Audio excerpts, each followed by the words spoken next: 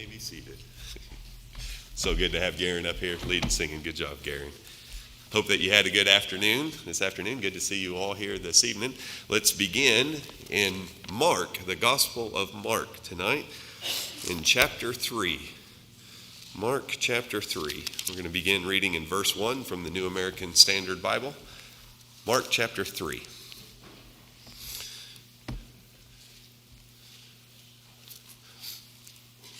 And he entered again into the synagogue, and a man was there with a withered hand, and they were watching him to see if he would heal him on the Sabbath, in order that they might accuse him. And he said to the man with the withered hand, "Rise and come forward." And he said to them, "Is it lawful on the Sabbath to do good or to do harm, to save a life or to kill?" But they kept silent. And after looking around at them with anger, grieved at their hardness of heart, he said to the man, "Stretch out your hand." And he stretched out his hand, and his hand was restored. And the Pharisees went out immediately and began taking counsel with the Herodians against him as to how they might destroy him. How good are you at making things out of nothing? Can you sew a silk purse out of a sow's ear? Can you take lemons and make lemonade? Can you see those possibilities, the potential that is there, even with a situation that is fraught with formidable types of situations? I want you to, this evening, for this particular passage that we just looked at, I would like for you to almost try to classify it into like a parable, okay? We have a synagogue, which is the worship place of the Jews.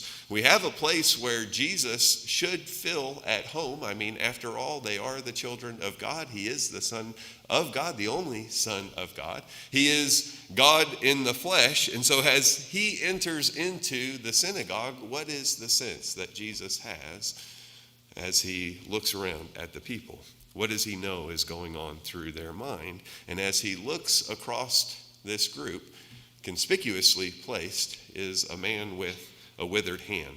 And the hope of the leaders of the people is that Jesus will break a command within their mind by healing this man with the withered hand and before all of the people, and to break the Sabbath. And so the stage is set. These are perilous times. How must have Jesus have felt? Because within their minds, the Pharisees must think, well, we have set this trap well. I mean, it's a no-win situation for Jesus. If he heals the man, then we get what we want. But what if he doesn't heal this man? What if he refuses to rise to the occasion and to take the bait? What if he seemingly thwarts their plans and simply ignores that there is someone in need? Is that an advantage to him? Would that be an advantage to the message that he is bringing and that his disciples will be bringing soon after? Or what will those disciples that accompany him everywhere he goes, although we're not specifically mentioned here that the disciples are there, but what if he yields in their presence to this intimidation that is present within the Sabbath in this synagogue? Who has the power in this situation? If we look at this as a parable, there are basically three different parties that are involved. I know that there are more, but we just want to focus for our lesson this evening upon the three, okay? And there is Jesus, of course. There is the man that has the withered hand, and then there are the leaders of the Jews, the Pharisees. And certainly the man with the withered hand would not be the one that has the power. We'll discuss him in just a moment. But who has the power, Jesus or the Pharisees? Who has the power? Well, that'd be an easy question for them. They would say, well, of course, we have the power. We're the ones that are in control. And in fact, they feel like they are so empowered that they are better than Jesus of Nazareth. But what has accompanied their power? Hardness of heart. There's pride. You see, within their mind, they perceive Jesus to be a threat. He is teaching and he is proclaiming things across the countryside that not only imply but directly say that he is the Messiah, and that's unacceptable to them because he does not fit the mold of what they believe that the Messiah is going to look like with the Son of God. And so within their mind, they have decided he cannot be the Messiah, that he cannot be the Son of God, and that what he is proclaiming is blasphemy. And the only way that they are going to save their people and to save their nation from Rome coming down and taking away the peace from them is to do away with this man. And so if you were to ask them, do you have the power? They would say, yes, we have the power, and we are going to do away with this man who is a threat. This poor man with the withered hand, how do you think he feels? He's heard about the miracles that Jesus has performed across the countryside. He knows that here is a man I may not understand, but here is a man with the power to heal. And as he sits there, or as he is assembled there within the synagogue, I'm sure what is going through his mind is, wouldn't it be nice to have two fully formed hands? I mean, we don't know how long this man has had the withered hand, but who wouldn't want at least the possibility to walk away on that Sabbath day whole? And so I don't see this man as having gotten caught up too much within the politics, although I don't see him either as being too naive to understand that he is being used as a pawn in this greater chess game. But he has got to be hoping that whatever takes place, that I'm going to get healed. And you say, well, how do you know that? Because whenever Jesus says, hey, arise and come here, he doesn't ask why. He gets up and he comes to Jesus. And it's not until after that he is standing with Jesus that Jesus turns and addresses those that are out for his blood, quite literally. And he says to them, is it lawful for me to do good on the Sabbath? Can a man do good or do harm on the Sabbath? Can a man bring life or take it or kill on the Sabbath? And you might well think, well, those are tough questions, but they weren't for the Pharisee. Those weren't tough questions. They had already established their own traditions, and they had laws, and they said that there wasn't any work that is to be done on the Sabbath. And that was in agreement with the law of Moses, that you couldn't gather firewood, that you could only walk a certain distance, that you weren't able to delve into the preparation of meals. But should you find your livestock in need of being fed or watered, then that's okay. Or should you find that your livestock is in peril, if you find your ox in a ditch stuck in a mud, then that's okay for you to pull them out of the mud, because everybody knows if you don't get that ox out of there and quickly, then you're going to lose that head of cattle. And so they had made exceptions that it was okay to be kind to animals. Do you see anything wrong with the trap that they had set? Kinder to animals than to one that has a disability, than one that has a handicap? And so Jesus asks this question, can a man do harm? Can a man do good? Can a man give life or kill? And Jesus knows the answer. He knows that they know that the answer, and that there are exceptions within the law of Moses, that even though God says that thou shalt not, that there are exceptions if one is to be doing good. But what did they respond whenever Jesus asked? Nothing. Because what would that have done if they would have spoken the truth? That would have foiled their plans, right? It would have undermined their very thought. They would have become a sham. They would have been exposed in the observer's eyes as being that. And it says that Jesus became angry. The Greek word here that is used for Jesus became angry is orge, and it actually has that connotation of agitation of soul. You know, Jesus isn't out of his mind. He's not beside himself, but Jesus sees the hypocrisy within the leaders of the church of his day. I want you to look at a song with me, a simple song that we sing often. I need thee every hour. I want you to look at this with me as I read these verses. It's song number 837 if you would like to look at it. But I want you to imagine this song being sung by those within the synagogue as Jesus enters. I know. Just go with me. I need thee every hour, most gracious Lord. No tender voice like thine can peace afford. I need thee, oh, I need thee. Every hour I need thee. Oh, bless me now, my Savior, I come to thee. You know what? That is a precious, I love this song. It is a precious song of dedication and of devotion. Us, whenever we sing it, assembled together, saying to God, saying to Christ, wow, we need you so much. Now, I want you to see that irony Because I said, I want you to see them singing such a song, and you can't, can you? They don't have a heart for Jesus. They didn't even accept him as a son of God. Well, can you imagine them even, the final verse, verse 4, they definitely, the leaders of the church, couldn't say, I need thee every hour, most holy one. Oh, make me thine indeed, thou blessed son. Oh, no. No, they wouldn't accept that, would they? And yet Jesus is worthy just as much then as he is today of the praise. What was wrong? It was an assembly of God's people, or so they thought. It was a place of worship. It was a time in which those who had dedicated themselves to God sang praises, but they had hearts that were hard. He was angry with them because of their hardness of heart.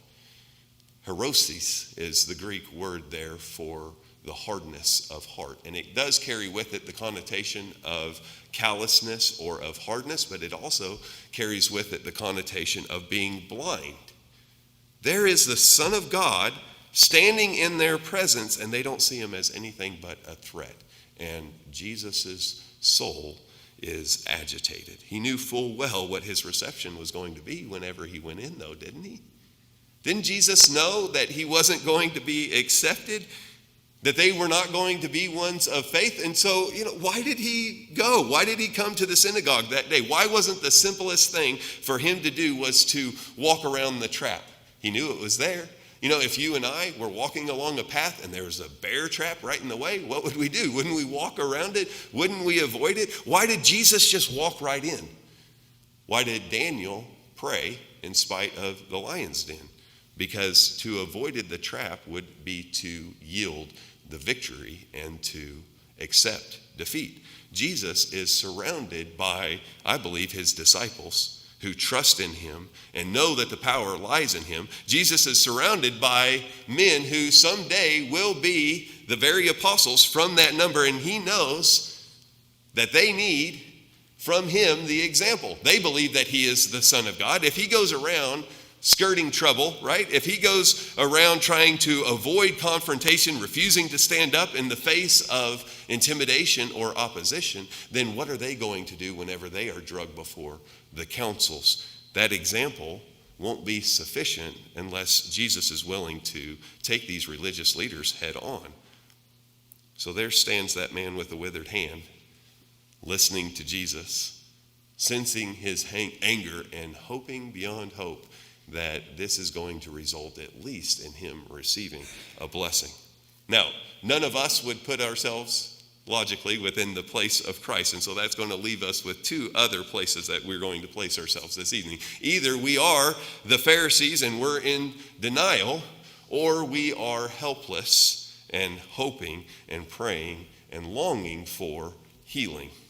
He was just a pawn in a bigger game. And in actuality, it is a synagogue that is full of pawns, because the two powers that are at struggle is Jesus and Satan. And the religious leaders of the day have taken a page out of the book of Satan and his deception and his lies, and they are not concerned about this man at all with the withered hand. They have no concern about the true identity of Jesus. They have already made up their mind. They really have no concern in honoring God, because they honor their traditions that they have set up more than the simple preaching of the word of God. They only have the desire to maintain the control that they have, and they need to be confronted, or else they are going to blind the nation to the gospel. Satan, Jesus describes him like this. Turn with me to the book of John, chapter 8. Another one of those confrontations with the Pharisees that Jesus is having, being challenged about his teachings. And we could put this into context and just read the whole thing. We're not going to take the time to do that. But if you would like to do that, go ahead and begin reading in John chapter 8 and verse 31. But we're just going to read a couple of verses here. We're going to begin in chapter 8 and verse 44. As Jesus confirms to the religious leaders of the day who claim to be from Abraham, who claim to be children of God, Jesus makes a declaration here that is paramount. This is John chapter 8. Begin reading with me in verse 44.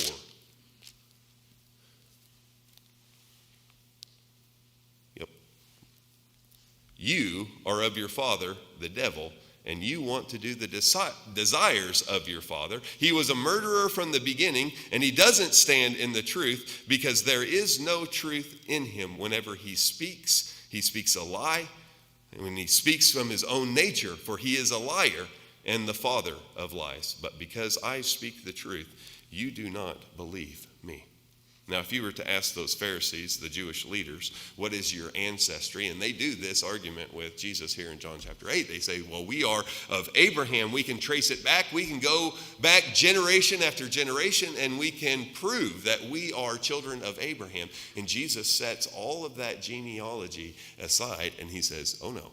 You are children of your father, the devil, and as he is a murderer and a liar and has been from the beginning, so too are you, because you are doing his will. And there really is a basic principle here that is being laid out by Jesus if we will just open our eyes to it, and that is, by their fruits you shall know them. Simply observe the behavior of anyone, and you can overcome their proclamations, and you can discover what the truth is. I may say that I may claim to be, but if I don't live it, if I don't walk it, if I don't observe what I proclaim, then I am a fraud. What Jesus has just said to the Pharisees is that you are of your father, the devil. You do what your father does, because he says, look at the lying, look at the murder, the deception, the destruction. It's evident that what you are doing, that you are not of God, but you are of the devil, and you do his will.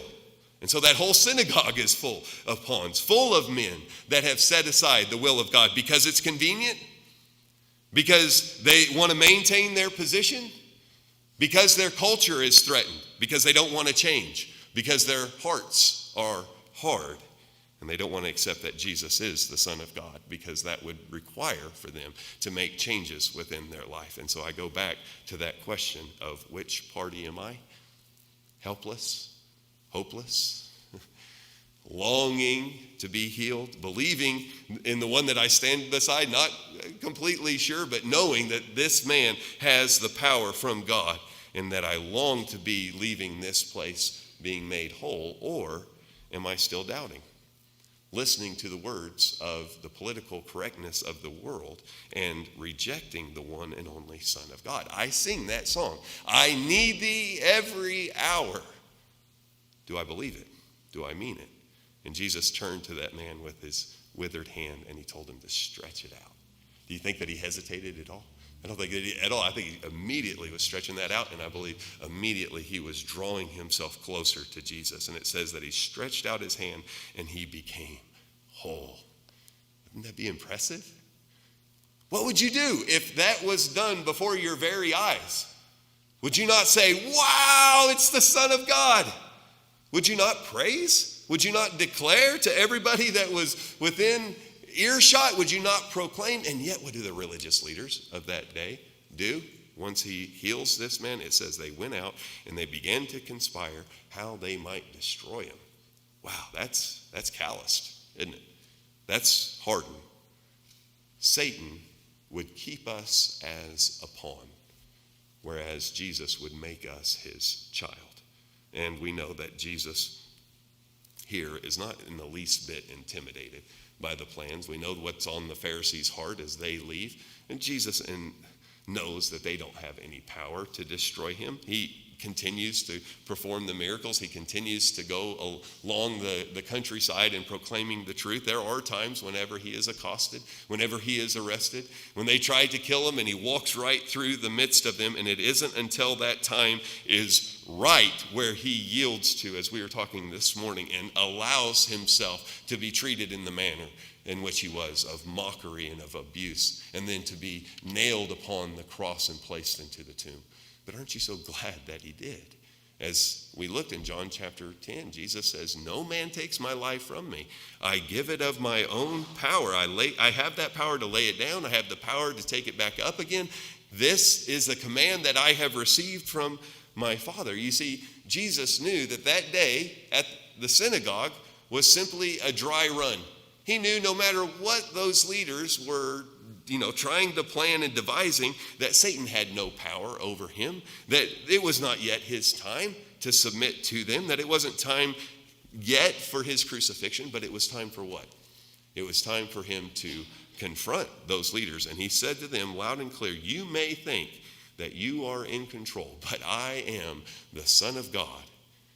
And if you would have life, you must believe in me. I have come to bring life and to give it abundantly. What I think Jesus is trying to do is to draw his sheep away from and out from amongst the wolves. And I can't just but help. There was at least one man, perhaps his disciples are there as well, but at least one man leaves this place rejoicing at the events, amazed by those things that have taken place, that know beyond a shadow of a doubt that they had been within the presence of the Son of God. And so, one last time, let me ask you, if this were a parable, and it is real life, okay, but the characters are Jesus, the doubting leaders, and the helpless, hopeful, and longing to be healed, where would you be?